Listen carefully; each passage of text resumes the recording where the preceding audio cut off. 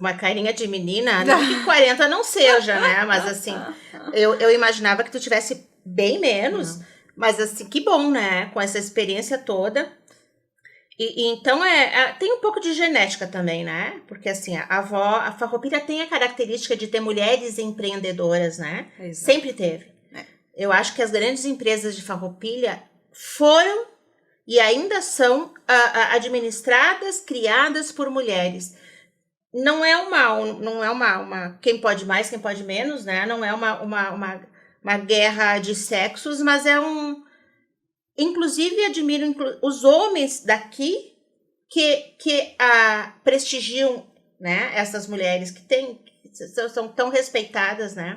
A gente teve, né, uma leva, digamos assim, de mulheres empreendedoras aqui no município, né? Eu lembro que a minha avó foi uma das pioneiras da malha, aí teve várias outras senhoras, né, que também deixaram naquela época, talvez, do afazer doméstico e cuidado dos filhos e se dedicaram, né, a algo a mais. Muitas criaram dentro da malharia, inclusive, os filhos, né? Exatamente, exatamente.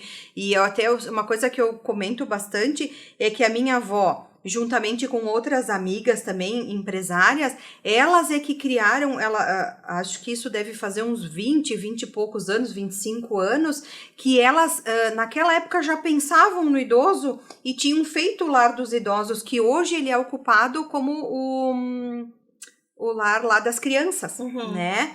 E que, na verdade, naquela época elas se juntaram, elas fizeram aquela construção, mas ele nunca realmente foi um lar de idosos, né?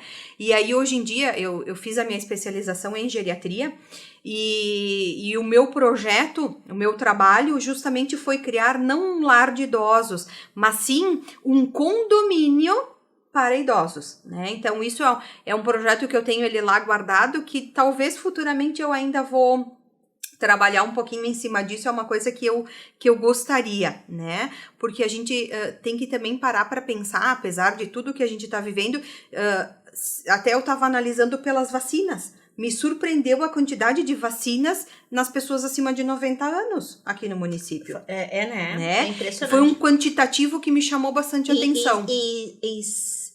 Conscientes, né? Exato. Pessoas com uma vida ativa. Ela falou em condomínio, eu aqui, ó, estiquei o olho já. Né? Vamos negociar. Daqui uns dias estou lá. Exatamente, é uma ideia bem... Já está surgindo em alguns países, né? Que eles estão fazendo, porque... Pode ver, né? Sempre tem esses agora os prédios, os condomínios, mas não tem algum específico para o idoso. Na verdade, qual é o diferencial dele, né? O do projeto.